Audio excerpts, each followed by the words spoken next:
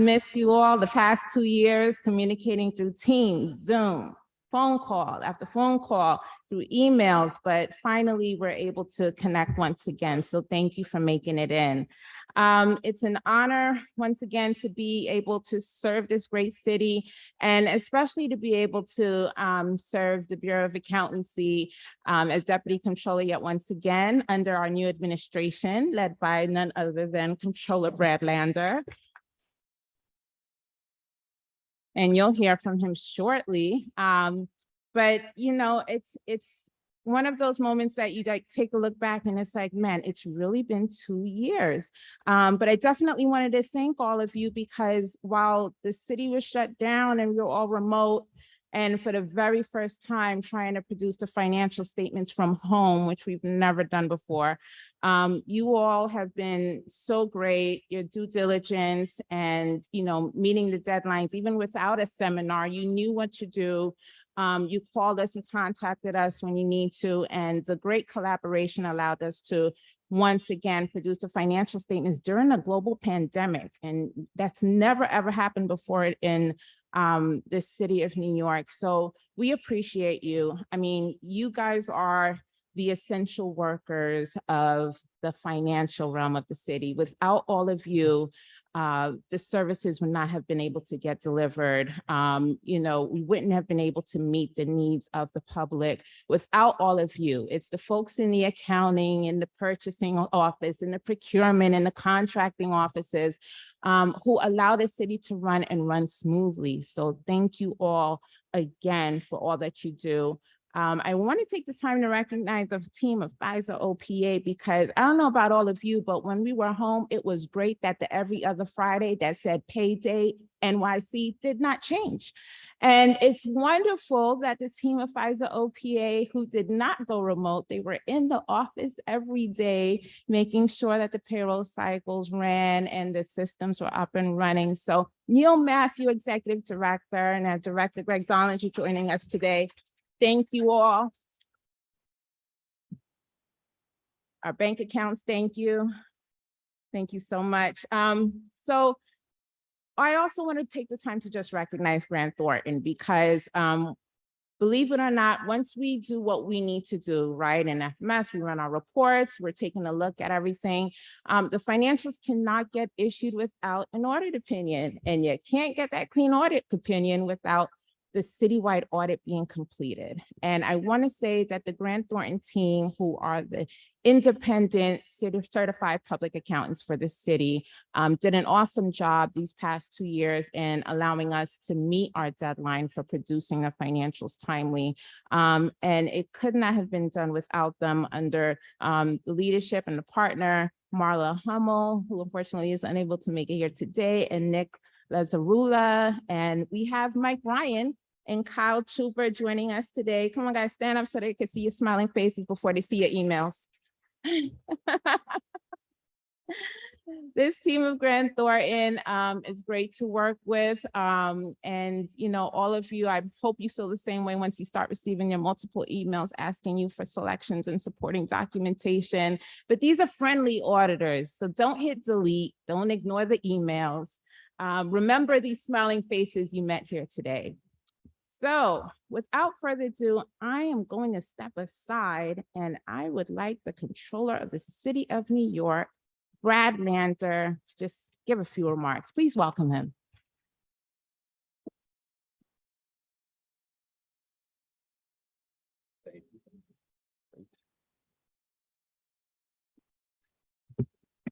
Good morning. Let's give it up for the incredible Deputy Controller for Accountancy, Jackie Thompson, who really, you know, as I was saying to a couple of you earlier, my very first Deputy Controller meeting after I won the election, I was like, all right, let me sit down. You know, mostly you bring in your own new leadership team. And we have some great new leadership in the Controller's office. I'll introduce a few of them in a minute, but a lot of you know our Executive Deputy Controller for Finance and Budget, Francesco Brindisi. Say good morning to Francesco. Come on. All right. So we brought in some new folks, but as I was going around and talking to people, like who is indispensable, it was made very clear to me from day one that Jackie, both in our office in the way that she leads the Bureau of Accountancy and brings a real spirit of service and energy and uplift to the whole office and to this essential process. So Jackie, thank you for continuing to do this really essential work. We'll do one more. Yeah. I want to thank everybody in this room. First, I want to thank you for coming in person, but also to the folks who are watching online. The set of people that are represented here today at this closing and accounting seminar are really fundamental. Yesterday, the mayor said, I'm mindful we're here at One Police Plaza, and thank you to Commissioner Sewell and to the NYPD for welcoming us.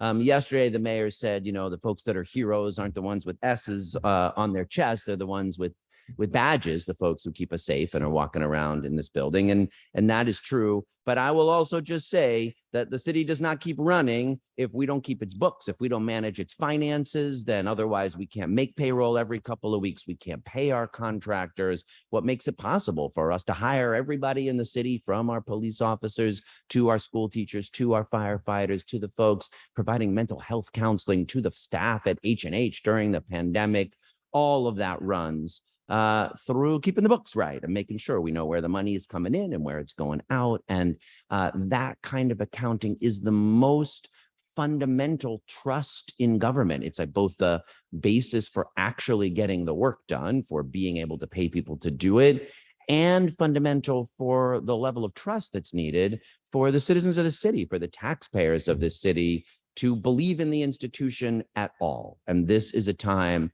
of very low trust in government. That's no secret to you. Probably a lot of you, even though you're doing the books, are wondering.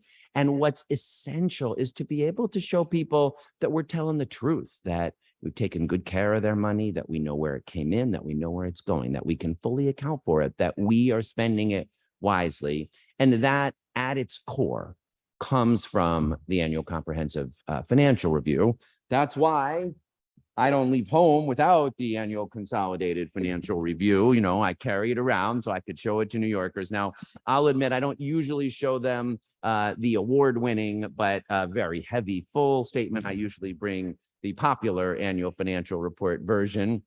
And, last year's versions still both have Scott on the cover, and I still carry him around with me to show them to people. So, I got a lot of belief in what we're doing here. And I really mean that. It's easy when you're getting those emails asking for backup documentation, and when we're rushing to meet that deadline and bringing together such a big document across so many things that, okay, fair enough, not every New Yorker is going to get to schedule on page 391, to forget that unless we can do it, unless we can comply with the set of accounting standards, the rules we have in the city, and bring it all together, and be clear about where every dollar goes, you doubt the institution. Once it could not tell you that it could balance, that it could match, that it could really account for it all, very quickly your trust erodes. And you see that in the last few years with people asking questions about various programs and where the money went. And some people are never going to be satisfied, but when you can show people we got a clean audit, it's award-winning, I know the people that put it together, we really got there, that is the first building block of the trust in government that we must rebuild if we're going to have a city that can lean into saying, yeah, it's a shared project to educate our kids and keep our families and communities safe and make sure we're investing in the future and taking care of our elders, and on and on and on. And you really are, in my opinion, an essential part of the team of heroes that makes that possible, because it's a big, complicated enterprise, this city, and that basic fundamental level of what the ACFR does is really critical. A few more thank yous. A lot of the team of the Bureau of Accountancy are here. So in addition to Jackie, please say a welcome and thank you to our Bureau Chief, Katrina Stauffer. If you're just a member of the Bureau of Accountancy staff, will you raise your hands? We got a good chunk of the Bureau of Accountancy here down in the front row. So thank you to you guys. This really is a dynamite team. I have come to appreciate them in my few months in office, but like your work all the time to manage this information, to work with all these agencies and to knit it all together is really great. So thank you. As Jackie said, I want to, oh, and we also have some dynamite interns. They just came in this week on Monday, a lot of them from accounting programs at CUNY. I talked to people from Baruch, from Brooklyn College. Like, the future of the accounting profession is bright and diverse and energetic. So to our interns in the back and some out in the lobby, thank you guys. We're glad you're with us.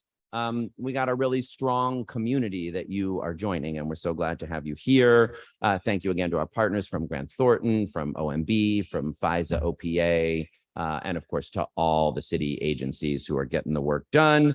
On our team, I also want to thank the folks from our Bureau of Information Systems and Technology, or BIST, and the Bureau of Administration, who helped put today together and will be essential partners and support throughout the process. And I'm excited also to introduce you today for the first time to our new Deputy Controller for Audits, Maura Hayes-Chaff, who you are going to hear from in a couple of minutes. And I think what you'll see there, Maura comes from the agency side, has been in the city's social service agencies for much of her career. So she knows what it's like when the controller's audit team comes and says, all right, we're coming for that next audit. And what I can tell you, what I was looking for in a deputy controller for audit, and what I think Maura really is bringing and working with our team from the Audit Bureau is a real spirit of how do we work together in the challenging project of making city government work better. Like, we all know it's got its challenges and its shortcomings and its problems, and they multiply. Right now, we're obviously struggling to fill vacancies and get people to keep coming into the office, and it's hard to hire people at this moment. And the pandemic opened up a whole other set of challenges on top of a ton of pre-existing challenges. Like, it is hard work to run any organization of 300,000 people, and especially one as kind of complicated as the city. And what we want to do in our role as auditor is, yes, of course, if there's a place that we suspect or we hear that there's genuinely fraud or abuse, then it's our job to drill down. But most of the audits are about how can we do things better? Like, what is not working here, either on the financial side or the management side, or the equity and inclusion side, or the sustainability side. And how do we make it work better? And we need to be partners in doing that. We got a job as auditors. There's a set of standards. We're going to be independent. We're going to look at things, work hard to tell the truth. But the goal is to be partners together, me and the mayor, our office and your offices, the city as a whole, to figure out a path to how we solve challenging public problems in government. And we are reaching out our hand to say, let's find good ways to do that together. We got a charter mandate. We're going to come in and do our jobs, but we're going to do it with a spirit of, let's think about how we solve hard problems and improve city government together. And we ask you to approach us in that spirit as well. I'm not going to pretend like that'll be easy every single time, but I promise you that is my goal. That is Maura's goal. That's our audit team's goal. And that's what we're going to be doing. Because if we get those results, I'm not, the other way gets maybe like a good one-day headline in a newspaper, but it doesn't actually produce results that save the city money, that help our services be provided more efficiently, that make our systems run better. And that really is the goal, is a set of things where the audit is done in a way that really gives good, strong confidence in its recommendations and findings. And then all of us are committed to implementing them and making sure that they happen. So you're going to hear more from Maura. Thank you for that. As you guys know, the ACFR, as we now are calling it, is a ton of work. I recognize that you guys are going to be very busy, our team, all of your teams, over the next few months to get it done. We really appreciate that it's an extremely collaborative project. So thank you for approaching it that way. We're already doing a lot of good collaboration together on a whole bunch of projects. First Deputy Mayor Lorraine Grillo has convened a wonderful task force on capital projects and spending and reform to think about soup to nuts, how we make that process work better. And we're thinking about some of the things in our office on the contract side, on the engineering side, on the audit side, and on the accountancy side to think about how we can keep that system working in a way that's more consistent. Obviously, every year, if you're projecting you're going to spend much more than you wind up spending, something's wrong in your system when it takes so long. And then there's a whole set of questions about how those things find their way into the financials, and we're glad with that. We're collaborating with the Law Department's Workers' Compensation Division and with FISA OPA as well to figure out how we can offer EFT as an option for workers' comp complaints, for claimants, excuse me. It's hard to believe that a city of our size is still sending out checks to all those people instead of doing it by electronic funds transfer. And that's something we're working on. A lot of other projects together. I know our team is always working on implementing new GASB directives, some of which have impact on your agencies and some of which we mostly handle in our office. But none of that happens without a really strong spirit of collaboration. And that's what we're kicking off today. We got a good challenge to get this done on time this year, thankfully back in person.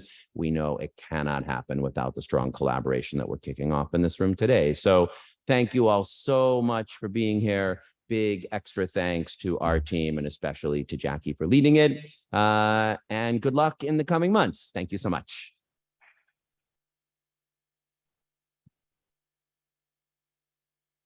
Going back in the backpack, so I can carry it around some more. Thank you. Thank you so much. Okay, well, I think that was a good segment into presenting Mara, Deputy Controller for Audit. And so you might be thinking, well, I thought this was for the close and the accounting seminar. It is, but as you all know, for all of our repeat attendees, you know that each year we try to expand upon what we're bringing to you, right? Your work and what you do does not only get done in August, September, October, when we're doing the citywide audit, but it happens throughout the year. So we want to make sure that we're equipping you with what you need to get your job done and to get your teams in sync to bring forth better efficiency in what we're doing as a city. Because as we know, garbage in, garbage out, right? And we do not produce garbage when we produce the city's financial statements. So definitely, I'm really happy to welcome Deputy Controller Mara here today to talk to you a little bit and to just share her vision with you.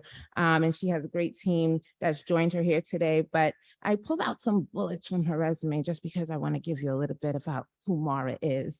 In her roughly 14 years in serving the public, various city and state positions, including senior attorney hearings and litigations at the State Office of the Medicaid Inspector General, Assistant Deputy Commissioner, Medicaid Investigations and Audit, as well as Audit Services at Social Services for the city, and Executive Director of Audit and Compliance Services at DCAS.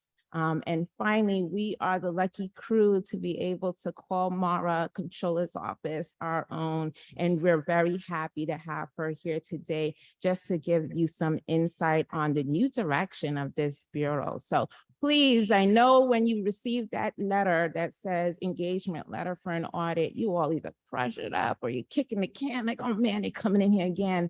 And you're choosing that seat in the corner where they're by the door or by a closet, and just so they're not comfortable and they don't stay. But I promise you, Mara is bringing a new vision and change. So please welcome Mara Hayes-Chick.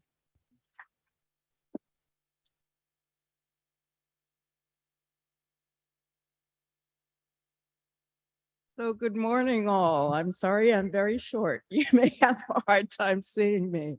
I should have brought a stool. In any case, thank you, Jackie, and thank you, Comptroller Lander. I'm really pleased to be here. I understand, having worked at DCAS and DSS for a number of years, that audit is actually very difficult, not just for programmatic folks, but also for finance folks. A lot of the demands that come from auditors relate to documentation that is accountancy based. And so, you're invaluable in that space too. So thank you very much for coming today and hearing me out. As we've discussed, we really want to bring a totally different approach to auditing. And so let me just talk very quickly about some of these things. So you are going to see a continued focus on fiscal integrity and on the identification of risk and efforts to mitigate that risk. That's integral to our process. It's part and parcel of our charter mission, and you won't see changes there. But you will see some new focus on, for example, equity, resilience, and preparedness. And when I talk about equity, we're talking about REI, of course, but beyond that, we're also looking at the standpoint of access to resources and to services. Are all communities within New York City served well, right? It's very important. And for some of those populations in New York City and some neighborhoods, that's actually a very big challenge for the agencies and also for us. In terms of resilience, we're also looking very broadly at that from all aspects. Yes, we're looking at energy and climate change, but we also want to look at infrastructure. How well are we looking after our infrastructure? Is our infrastructure that's so valuable to us, that's integral to our ability to work and move in this city, being protected and cared for so that it will serve us in the future? Preparedness, I think coming off of the heels of COVID, I think it's fair to say that many agencies both struggled very, in difficult circumstances to stand up programs, and therefore, in some cases, faced audits with findings. But on the other hand, many of the agencies also very quickly ramped up and responded and learned a lot of lessons during that process. And so we want to highlight some of those lessons. How well did we do? What did we learn? So that we can go forward and meet those challenges as they come. New York City always has challenges in the form of disasters, pandemic, and so forth. And we want to be assured that we can meet them. You will also see greater participation of end users. Auditors have a tendency to focus on objective facts and data, but it's also important to consult with the end users of our services, right?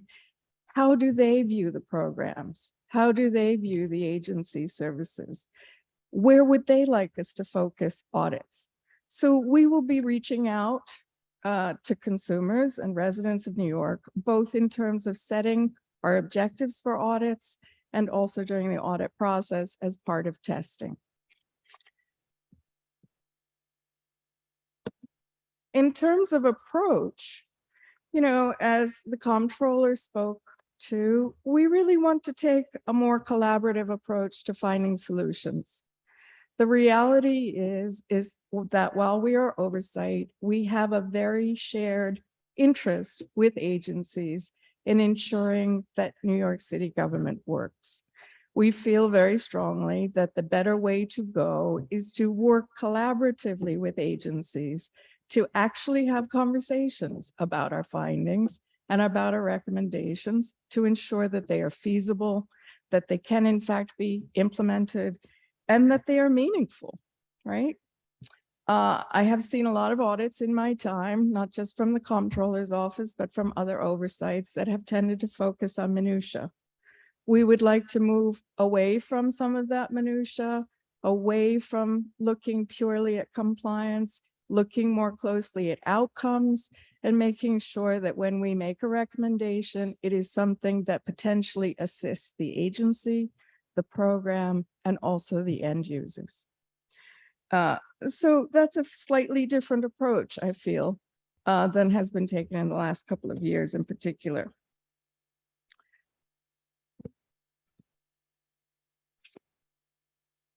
One of the things that you are going to see as we go forward is more frequent follow-up on recommendations. For an audit to have an impact, it's not enough to make the press. It also has to result in meaningful recommendations that are actually adopted by the agencies and by the programs and fully implemented. The reality is we don't have enforcement authority. We can't force an agency or a program to adopt a change. But we hope that as we engage in this conversation and this more collaborative approach, you will find that our recommendations are actually helpful and that you are willing to implement them. So we will be tracking them. We will be reaching out several times a year to find out from the agencies where they are. We will also be paying attention when there are recommendations that are not agreed with. And I just wanted to give you a quick glimpse of the recommendations tracker, which is now up and public facing.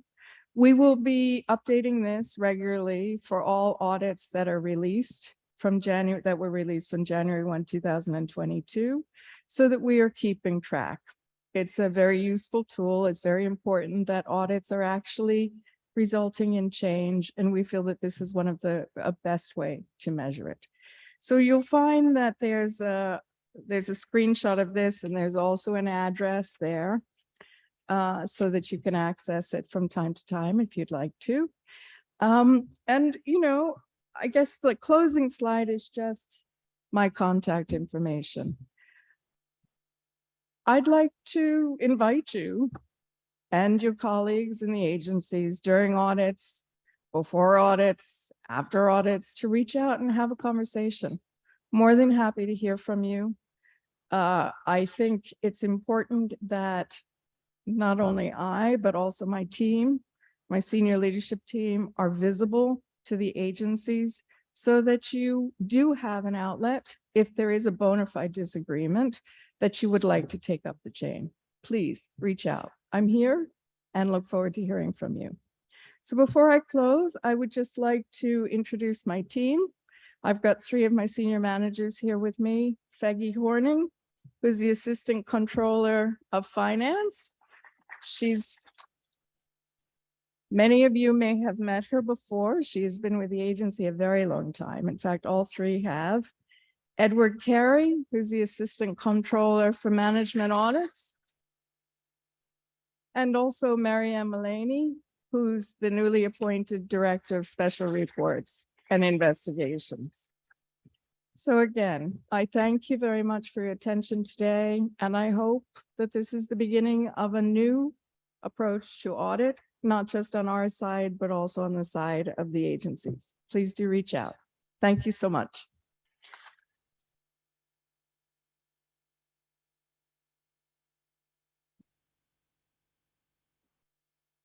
Well, that was great. When I tell you Maura is brave to put her contact information up there, and I know you all are like texting your folks or get this. But this is what I mean by new approach, new vision, right? This collaboration effort is definitely what this administration is all about. So as Maura mentioned, her and her team will be available. As you all know, in prior years, we have our inquiry tables along the side. The inquiry tables offer you an opportunity just to be able to put a face to the name from an email of whoever maybe you've been emailing constantly back and forth with questions. It also allows you the opportunity to ask your independent questions related specifically to what you or your team might be struggling with or where you need clarity. We're here from you. We're here for you. The FISA OPA team will be here as well if you have any technical questions on FMS. And we have the teams from the Bureau of Accountancy and OMB, who you'll hear from right now, and the Audit Bureau. So please, at the conclusion of today, make your way over to the tables. Definitely meet Maura. That way you can get started on a right foot here. That doesn't mean you'll have less findings and recommendations, but at least you'll be able to put a face to the name and say, okay, maybe I'll give this one a heads up. So definitely make that connection, build that relationship. So a good segue into who's coming up next. Our office just recently reissued Comptroller's Directive 21. Comptroller's Directive 21 is all about revenue monitoring. And who does not love revenue? That keeps us going, right? So especially with the focus of, FEMA grants and everything we've been receiving, federal and state aid, with respect to COVID and other great disasters that the city has endured, Sandy, you name it. The ability to be able to accurately report your revenue is so important, as all eyes are on the city. right? Everyone wants to know what you've received. And then once they know what you've received, they want to know, have you spent it? So the best way to pull all of that together is to reissue this directive here, which hopefully many of you have already taken a look at. But this is where it's located on our website. And I would point to the revision history, which is that last bullet. The revision history is a quick way just to see what has changed between the last version of the directive and this version. Just quickly, some highlights. We've put a lot more in there with respect to monitoring and agency holding codes, right? Definitely a lot more pressure on you with respect to writing down those prior year receivables.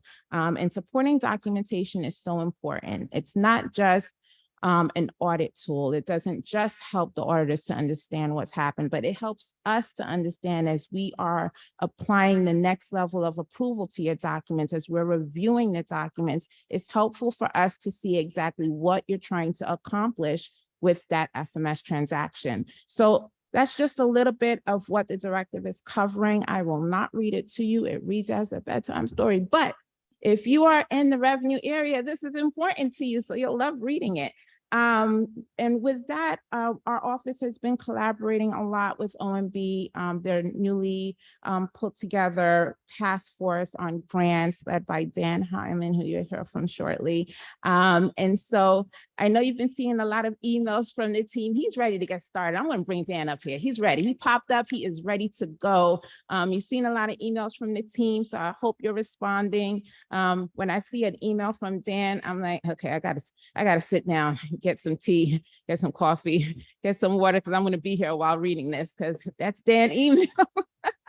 But he means well, and he's all about accountability, and we value our relationship with OMB. So please put your hands together and welcome Dan Hyman to the stage.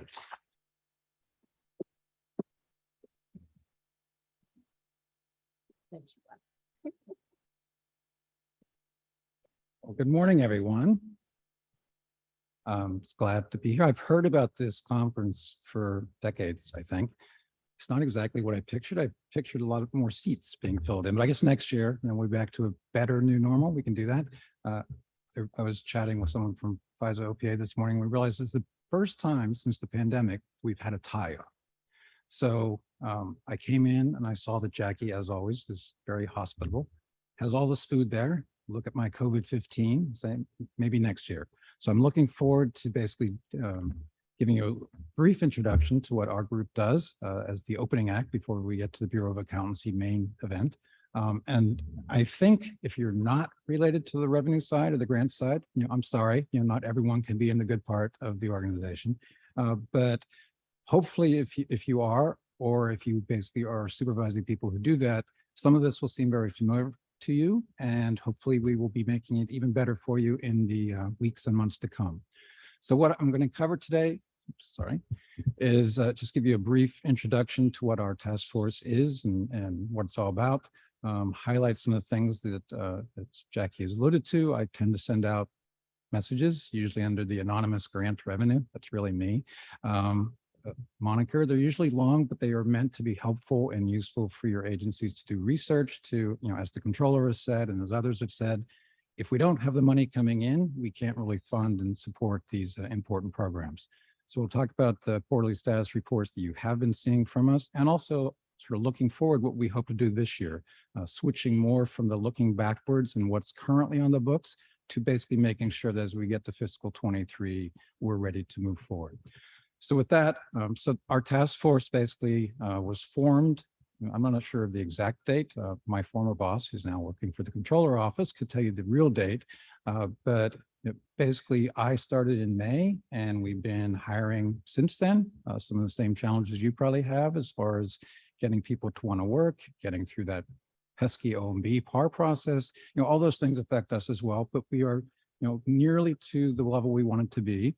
And basically the objective when we started, and continues to be the objective, is to accelerate other people's money being used to pay for the services we need to deliver.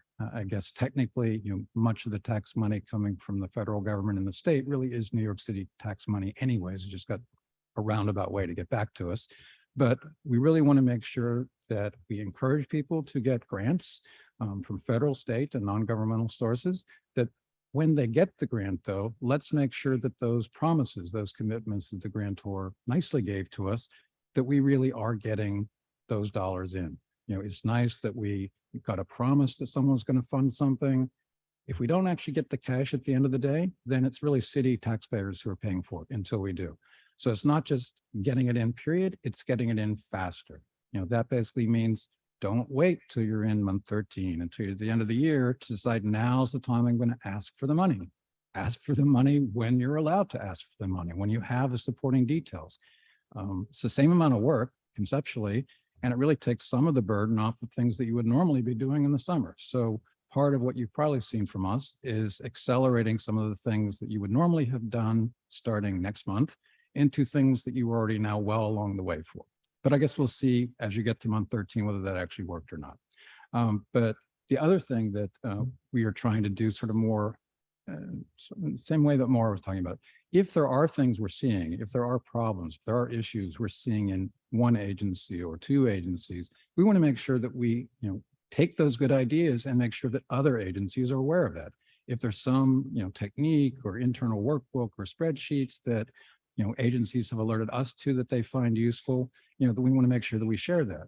Conversely, if there's information that, we have that agencies would like to get distributed more routinely, we've been doing that. We will be working with FISA to basically make sure that some of that information comes through to you, but really it's making sure that we are working together and basically doing the job, as the controller correctly said, the behind the scenes people that are really the ones keeping the city moving. The revenue side, of course, is more important than the spending side in my group, but we all need to work together to get this to happen. Within my group, I have 3 units. There's 2 of them, 2 grant monitoring units, as you can see from the slides. Members of the units are sitting over there at the window, the inquiry window, so you can stop by later and put names to faces as time permits. And I also have the data and systems units, who's not here today because they're trying to make things better for moving forward. So just to recap what you probably have seen from us, starting, I think it was September or October, right after the close last year, we actually took to heart the Directive 21, the old Directive 21, sorry, the one that was in effect until last Friday. And so we looked at what was in there and we said, wait a minute, the agencies have just gone through a process. They just did their certification through the close. It was all electronic, obviously, because, the pandemic.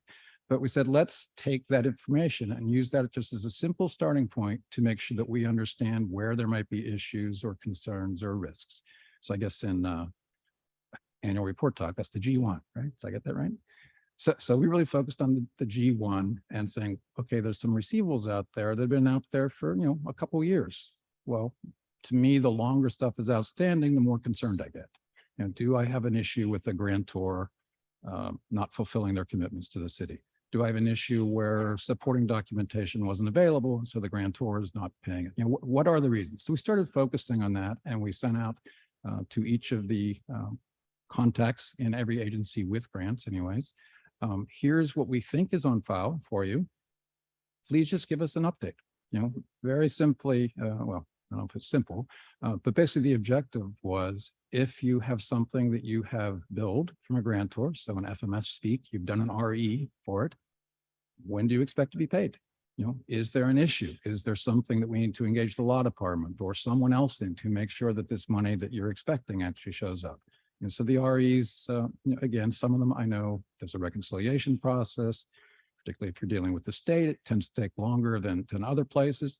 But in other cases, one of the things we got back on the initial status reports were, oh, we forgot about that. We had, transition during the pandemic. We lost track of that. Let's call up the grantor. And sure enough, the cash shows up.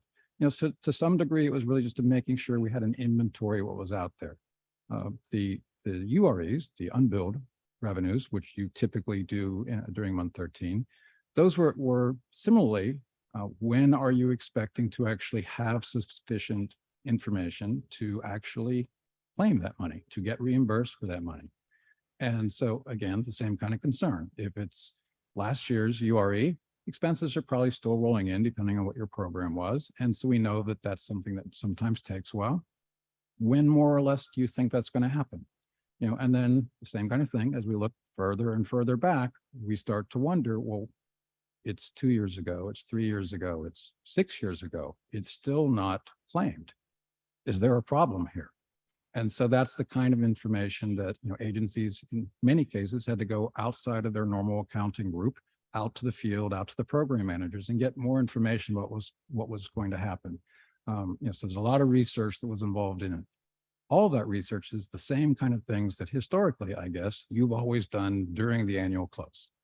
So I'm pretty sure Jackie's not going to let you not do the research during the annual close. But the good news is you've now done this with us anyways for the last 9 months. A lot of the research has already been accomplished. There's some things I know that individual agencies have reached out to their grantors or they're contacting various people just to confirm it. So the good news is you got a big jump start on what you're going to have to do during month 13 anyways. The third and final leg, which we only added more recently just because it was something that we were observing, was people losing track of cash receipts. I don't mean losing track in the sense that the money, fell off the desk or something. Clearly it's in the bank, it's been invested and so forth, but we have records of cash receipts that have been outstanding for some period of time. Coincidentally, we have receivables outstanding for some period of time. So one of the things we did based upon an agency suggestion was in the second round of the report process, we just started trying to list, here are cash receipts that actually have receivables open for them. Here are receivables that have cash receipts pending for them, in the interest of saying, oh, that's what happened to it. So again, the whole point was to make the data cleaner and more useful so that as you get to month 13 and all the other fun stuff that Jackie and her folks are going to talk about next, that this is less pressing, focus on closing 22, focus on putting your estimates in for 22, and basically use sort of what we have working with you, helped you research and let us know that there may be problems, you'll be much better off.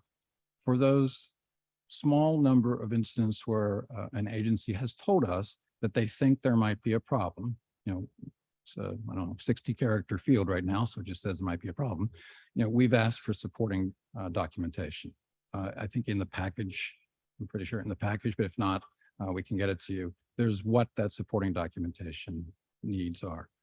It's not meant, well, with all due respects to the audit group who probably cares about this more than I do, it wasn't meant to be simply, we just need to have something on the record because someone's going to ask.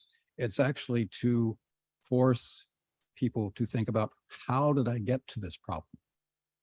Is this a grantor that basically I shouldn't be putting up money for because this grantor is not going to pay their bills? So their bills, our revenue. Is this a situation where I had a miscommunication between two different groups within my agency?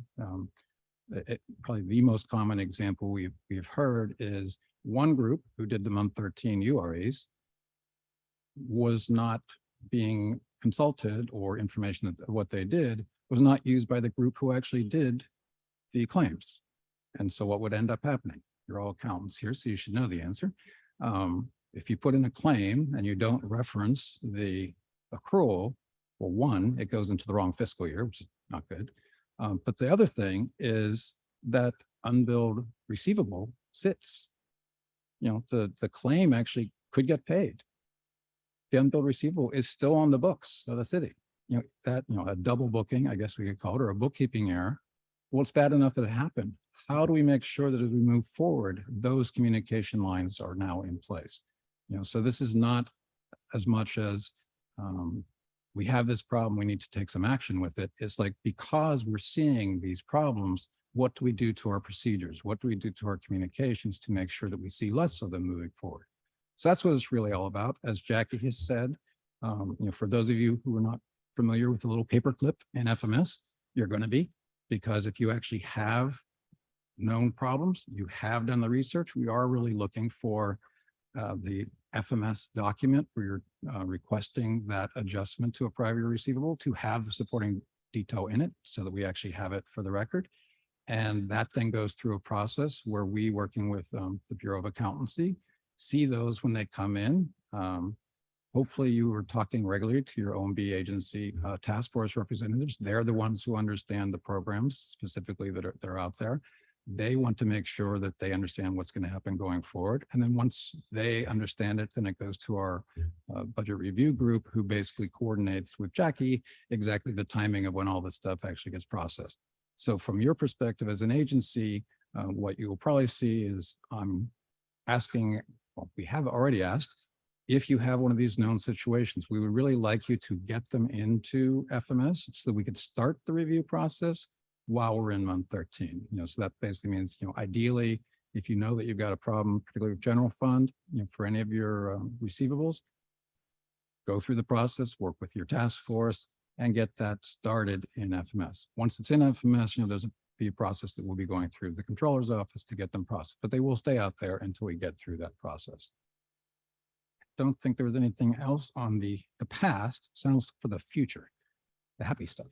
So what we're hoping to do in the future, as it says on the screens, is, I guess the next step is, one, you will, since you're so used to it now, you will again in July get a request for the quarterly status report. You will notice, for those of you who actually have read the new Directive 21, that it's remarkably like what the new Directive 21 was. I didn't even ask for royalties or anything on it, but basically it's a very similar process. What's in Directive 21, you could do at any time. You don't have to wait for month 13. You don't have to wait for me or my group to ask for an update.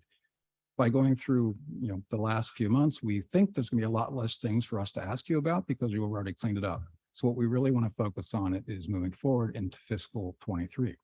So the first step on that is you will be getting a information, I guess you call it a validation request from us, sharing with you what we at OMB think the information is for each grant.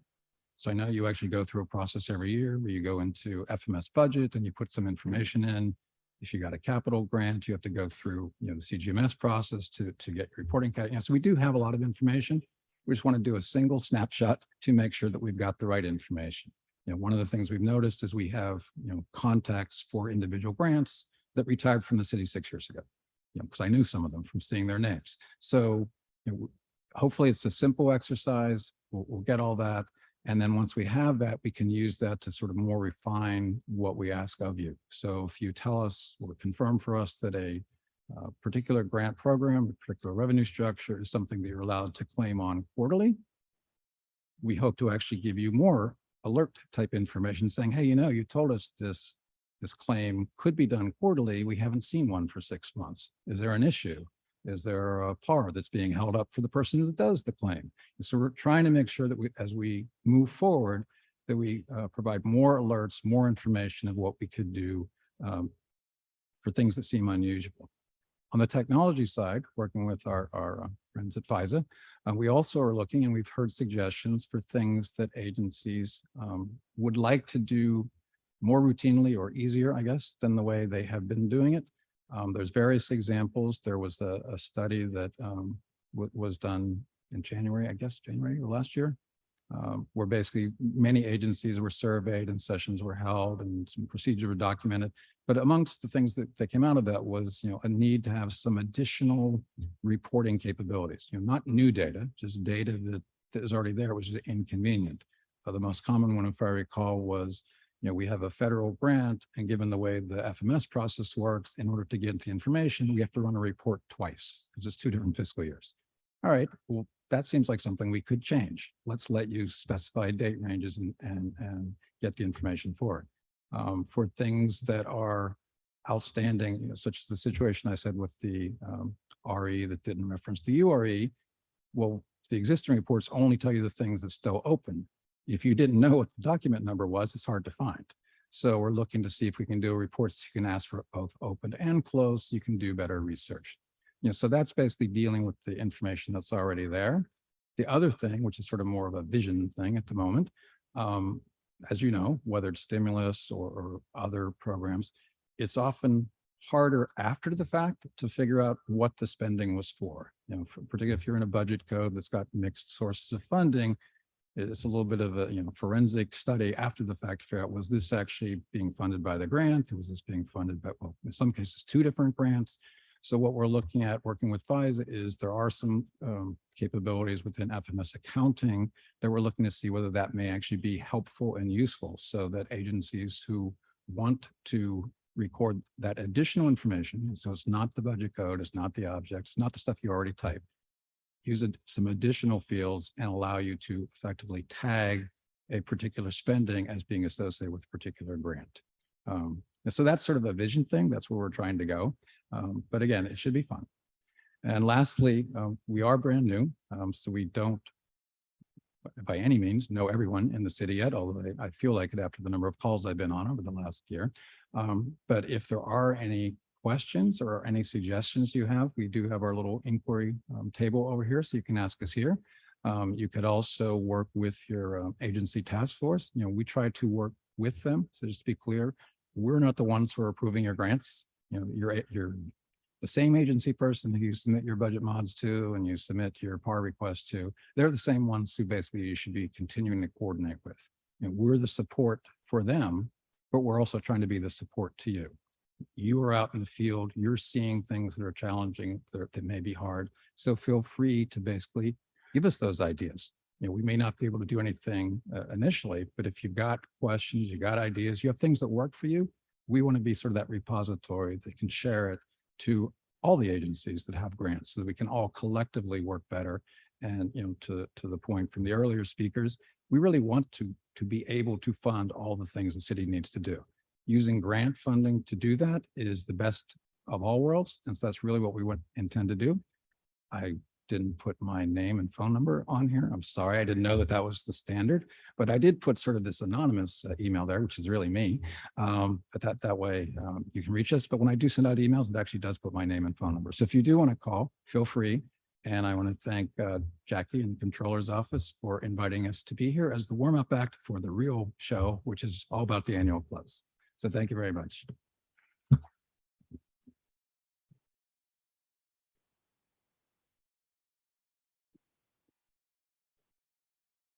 Thanks so much, Dan, for coming through. And I did notice, I said, where's his name and his email address? I said, look at him hiding behind his grant revenue email. But let me just move on so we can get to nuts and bolts of today. You all notice you have your folders, everything is in there, the manual, etc. I want to step back and go over another directive that we reissued earlier this year in February. Directive 24 is on purchasing methods. This directive really expands the requirements with regards to appropriate usage of a PO11 document. This is your non-commodity purchase order. So if you missed that directive, go through our website, take a look at it. I know this would reduce a lot of the directive waivers we've been receiving over the years. So trust me, you want to take a look at this if you have not done so already. Just to give you a heads up of what's coming up in this next fiscal year, we are taking a look at Directive 10 and 30 for multiple reasons. One of them particularly because, of course, there's a new governmental accounting standard that we need to implement next year. And that is statement number 96, and that is on subscription-based IT arrangements. I will not talk about that right now because there's someone else coming to talk about it. So we'll be taking a look at Directives 10 and 30 to make a few tweaks to it. For those of you who have such arrangements, so be on the lookout for that. And we'll definitely, of course, need your help because we like to post certain directives, especially 10, up for comment, because hearing back from you actually helps us to know, well, are we putting something in here that's really going to deter you from getting, doing your job and being able to provide the necessary services that you need to. So definitely take a look at that. Next, I'm going to show you this because I know you've been hearing us say ACFR and this, and you're like, what are they talking about? So earlier we mentioned the annual comprehensive financial report, which is formerly known as the comprehensive annual financial report. So you're saying to yourself, well, they just switched the word around. What's the big deal? Actually, this was a universal change. And this is through a governmental accounting standards board statement 98. Apparently, the acronym for the comprehensive annual financial report, when it's said aloud, it nearly it's a racial slur, an offensive racial slur in South Africa. And so the GASB took immediate notice, made the change. We immediately implemented last fiscal year end. And so that's where the name change comes from. So I don't want you to think that we just decided and we woke up one day and said, let's flip it around and see if anybody notices. No, it's a real change and it's done universally. So just wanted to make sure I mentioned that. Now I'm going to get into the manual shortly, and the great team of the Bureau of Accountancy is going to come up here shortly and go through a few sections. But here are the sections that will not be discussed today, not because they're not important. Everything is equally important. However, there are certain sections that we feel requires more emphasis, whether maybe we've seen some issues or some misconceptions in the past. We want to make sure that we bring those items directly to you today. So although these topics will not be discussed today, they are in your manuals. And again, we have the inquiry tables for those specific areas. So if there's a direct question that you have, and even for those watching online, you have our contact information within the manual itself. So please utilize that. And I am going to stop talking right now.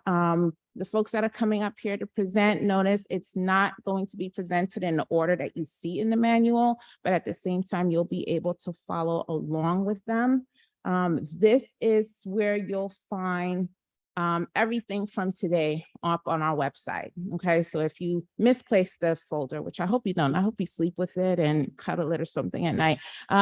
But, you know, this is where you'll find everything that you need for fiscal year end. The manual is posted on this website. It's broken out by sections. If you don't need the whole section and you just do Impress Fund, then print out or click Impress Fund. All the downloadable forms are on the website as well.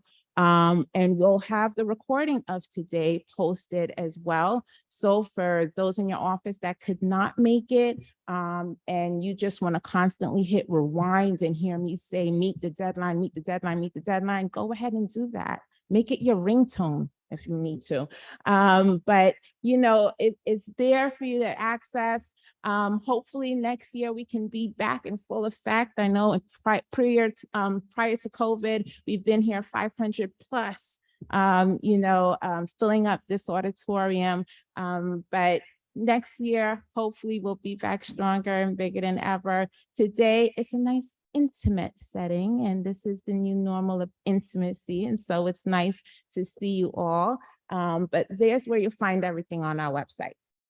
So time for me to move along and get off the stage so that you can hear from the great folks within the Bureau of Accountancy. We have Minyu Chen.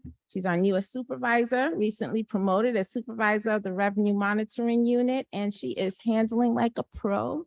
Minyu is great, and we're honored and so glad to have her. So please put your hands together and welcome Minyu Chen.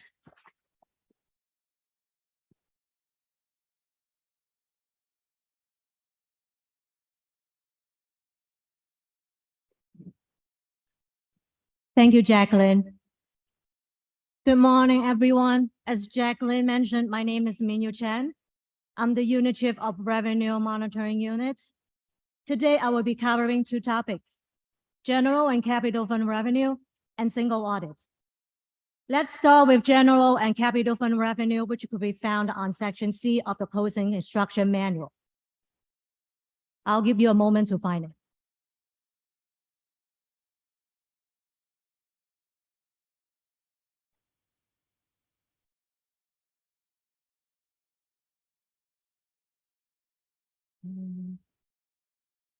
September 9 is the last day to book any fiscal year 22 receivable and to process any fiscal year 22 revenue realization, as well as the last day to return revenue certification letter. Please try to not submit your documents by September 9, as we have to review them. The earlier you submit your documents will allow us more time to review the documents and communicate with you before the deadline if we have any questions. Directive 21 compliance. As Jacqueline mentioned earlier, Directive 21 has been updated and could be downloaded from the controller's website. We will be in contact with you more frequently to ensure that we are all complying with the provision of the Directive 21.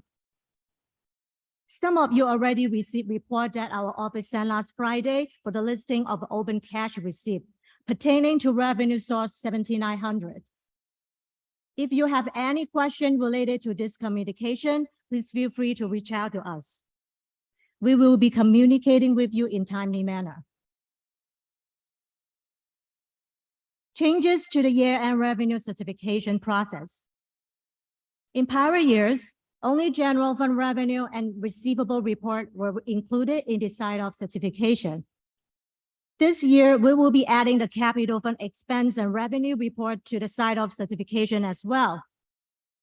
Please be mindful to review your capital fund revenue in the same level as you review your general fund revenue. Among these reports, the other reports of our year realization, also known as the REF PYA report, we will be adding one column, agency comment / explanation at the end of this report for you to provide status and feedback. As you have been updating OMB with your outstanding grant receivable and unapplied cash received quarterly, you can use the research you've done for OMB to prepare for our revenue certification. Let's move on to the common oversight to avoid. I have highlighted a few items that agency oversighted or skipped in the past. I know you're already aware about this item. I just wanted to mention it here, take this opportunity to mention it and talk about it again as a friendly reminder. During the month of July through September, we have 2 fiscal years open. If you don't specify period 13 on your document, the revenue realization will be processed in fiscal year 23. Please be careful when you're entering period on your document during the 1st to 10th of July when there are 3 periods are open, which is period 12, period 13 of fiscal year 22, and period 1 of fiscal year 23. The original budget fiscal year should never be manually changed. When you create a document for realizing revenue, the budget fiscal year will infer from the receivable documents when you enter the receivable document ID as a reference. When you enter new or modification document, please ensure to include your name, phone number, and email address in the document. This way, we know who to reach out to if we have any question during our review. Explanation is needed for all revenue documents, but extremely important for modification documents. An explanation for what is being modified should always be stated in the header section of the document. Last but not least, supporting documentation should always be attached to the document for ease of review and to provide an audit trail. Now that we have discussed general and capital fund revenue, let's talk about another topic, single audit, which could be found on section G of the closing instruction manual. Oh. Excuse me. Again, I'll give you a moment to find it.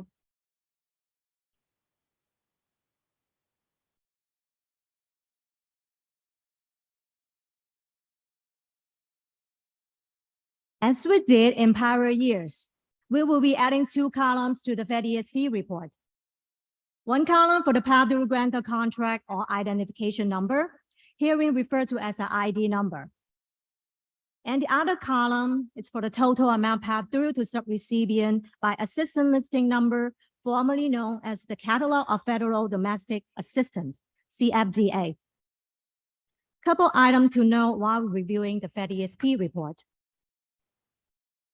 The pass-through grantor contract or ID numbers are the number that the pass-through grantor assigned to your agreement with them. For example, if you receive federal grant money through a New York State agency, that contract number assigned to that agreement with the state should be indicated in this column of the FDIC report. If there are multiple contract or ID numbers associated with a particular assistant listing number, please be sure to list them all in this column as well.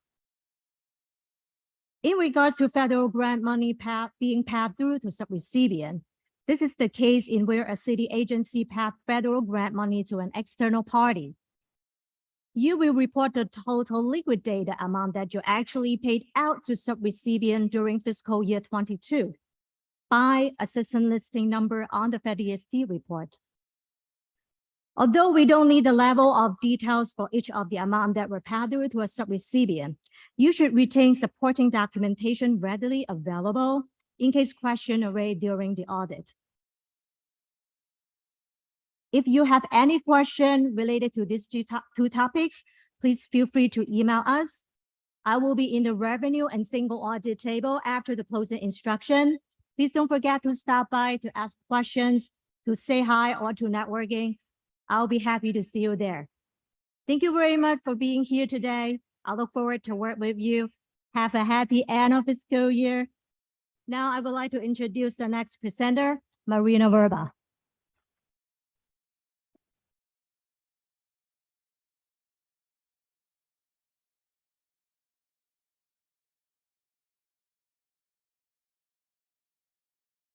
Thank you, Minium. Good morning, everyone. I'm Marina Verba, the Division Chief of Bank Reconciliations, and today I'm going to go over agency bank accounts.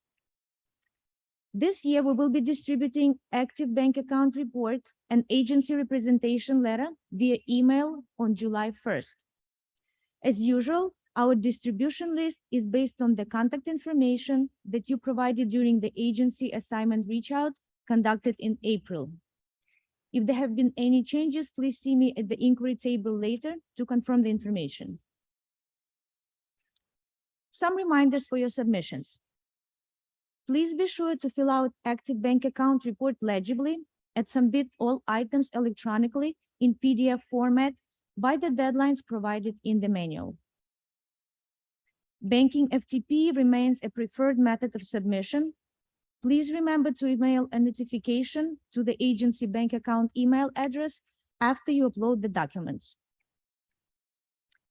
Make sure that your submissions comply with Comptroller's Directive 11. All reconciliations must be reviewed and signed by the supervisor. Electronic signatures are acceptable for certification of reconciliations, as well as other documents submitted to our office. In the reconciliation, there should be no variance between the adjusted book and adjusted bank balances. And the last reminder, J2I entries will need to be submitted in FMS for all expense demand accounts. Those accounts are referenced as ED on the active bank account report. Please make sure that FMS Level 3 approval is applied to the documents prior to submitting to our office for review. It has been 2 years since our in-person closing instructions meeting, and I wanted to thank you all for staying in contact and for doing a great job of submitting everything on time. We really appreciate it, as timely submissions and resolving outstanding items is crucial at year end, when we have to comply with closing deadlines and ensure that the city's cash is reported accurately. I look forward to productively work with you during this fiscal year close. Thank you all again. And let me introduce our next speaker, Ahmad Ali.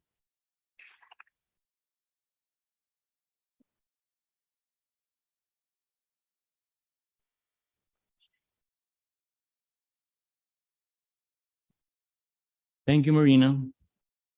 Good morning, everyone. My name is Ahmad Ali, and I'm the unit chief for ledger maintenance. I'll briefly be going over some important information as it relates to Empress Fund, inventory, and designated funds. The Empress Fund accountability reports. Your Empress Fund accountability reports are due by July 29th. The last day to process PR1s for fiscal year 22 is July 8th. Please note that you should not process any fiscal year 23 PRR1s until our team has approved your accountability report for this year. We have faced some challenges in the past with this project when it comes to your submissions. An important point to note, Stale, void, and canceled checks should not be included as outstanding checks on the bank reconciliation, as this causes an incorrect adjusted book balance as of June 30th. For the next two items, let's take a look at the screen which currently has worksheet C displayed. As you can see, there are certain cells that are highlighted in yellow. These cells contain formulas, so we ask that you please not modify these cells or make any manual entry into these cells. I would like to now direct your attention to the bottom of the worksheet, specifically row C8 or cell C8. The amount in this cell is auto-populated after your entries in the workbook. And this amount should also match the amount of your J2I document in FMS. These issues and other issues can be avoided, and we strongly encourage teams that are working on this project to look over the instructions that are provided in the accountability workbook and also are provided in the manual that you have received today. Next topic.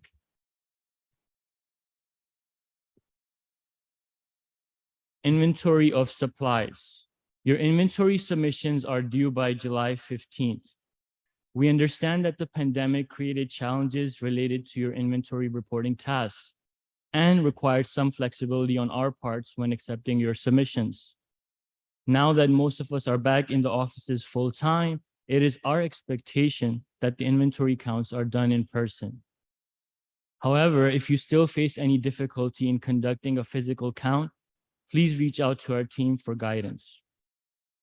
Agencies having less than $5,000 in inventory are not required to report, but must confirm this information via email to us. Please note that you should submit separate forms for your capital inventory and your expense inventories. Moving on to the last topic. Designated fund certifications. The comptroller's website has the most current version of the form in the closing instructions section. The link to this section has also been provided to you on the first page of the manual that you have received today. This form should be utilized when certifying all your active accounts. Please note that no fiscal year 22 transactions are allowed after July 8th. If you're requesting any new accounts or closing any inactive accounts, please utilize the forms in Directive 27 found on the comptroller's website. Furthermore, for any new accounts, please utilize the flow chart in Directive 27 to determine the type of account. Your certifications for your designated funds are due by July 15th for all your active accounts. Last Friday, we sent out emails with information regarding Impress Fund accountability reports, inventory of supplies, and designated fund certifications. If you are working on any of these projects and you did not receive the emails, please visit our table located on your left side, and we have a sign-in sheet where you can provide your contact information, and we will be glad to forward the emails to you. Or you can always reach us via email for those that are watching live. Thank you for making last year's closeout successful, and we look forward to another great year. I would like to now introduce our next presenter, Jessica Sanchez.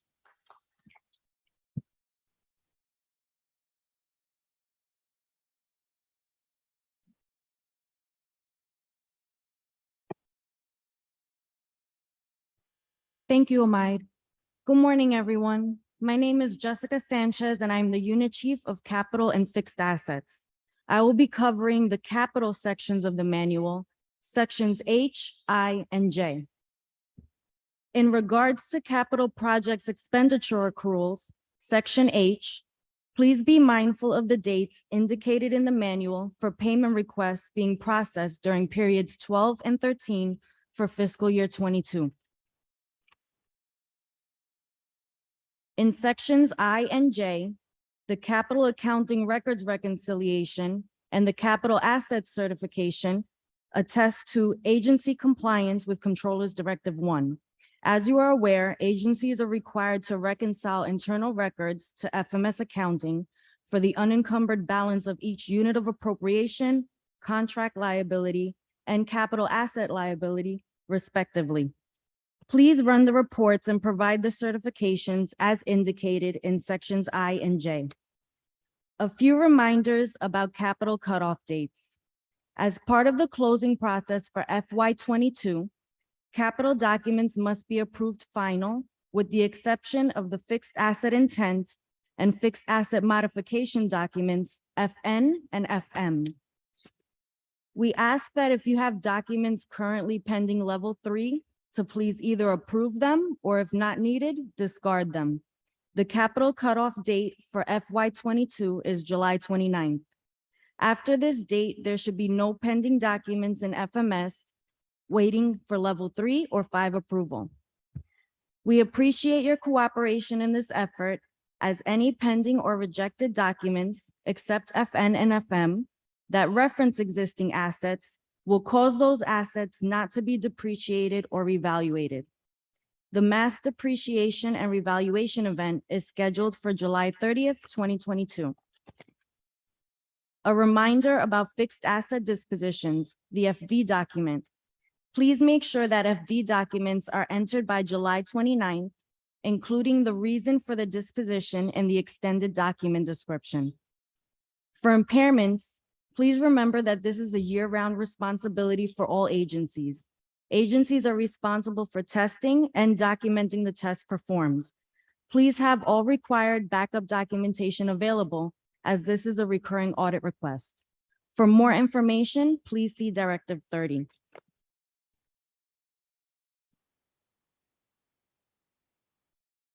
The final topic that I will speak to is Governmental Accounting Standards Board Statement 96, or GASB 96, regarding subscription-based information technology arrangements, also known as CIBITA. The city will be implementing GASB 96 for our fiscal year 23 annual financial statement. With that in mind, OMB and the Comptroller's Office have created new object codes to track CIBITA-related projects and liquidations. Object code 221 is for capital-only CIBITA projects that are fully funded with capital. An example of these costs are those associated with cloud system build-out and coding. Object code 222 is for the capital portion of a split-funded CIBITA project that involves both capital and expense. Object code 603 is for both the expense side of a split-funded CIBITA project and for projects solely funded by expense. An example would be costs associated with pre-development stage and training manuals. These codes have been included in Appendix 1 of the manual for your reference. If you have any questions about any of these topics or about anything capital related, please feel free to reach out by email or to stop by the capital inquiry table. Thank you. This concludes the closing instructions walkthrough. And now I'd like to turn it back to Jacqueline Thompson.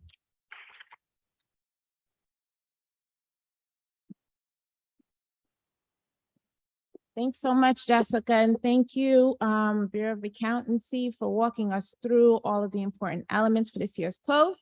So this is the end, but for some of us, just the beginning, right? The year end has started, and now we got to get busy. So I'd like to just thank everyone here, but most of all, thank Yvonne Jeffers, our Bureau Coordinator, for helping to put all of this together. And everyone, of course, my great team at the Bureau of Accountancy. Love you guys. This is an awesome team of individuals that is committed to serving the city and accounting expertise. So thank you all for joining us here today. Looking forward again to seeing you next year. If you'd like to just say hello, please come and give me an elbow or something, or a high five or anything, but it would be great to connect. Thank you all again for coming. Grab a box to go if you'd like. There's plenty. Thank you again.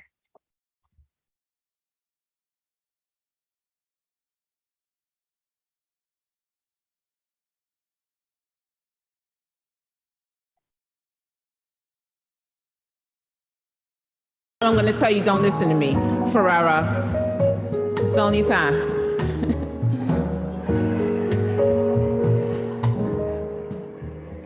We need to re-record something just quickly. You can keep talking, just try to keep it down, please. We just need to re-record a beginning a little bit, but ignore me.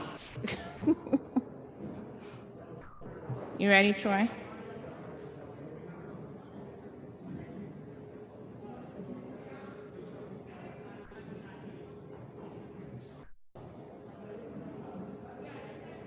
You ready? Now? Now? All right. Good morning, everyone. Thank you for coming. Thank you for being here. It's great to see everyone in person once again. We're good? I turn it on and turn it off, y'all.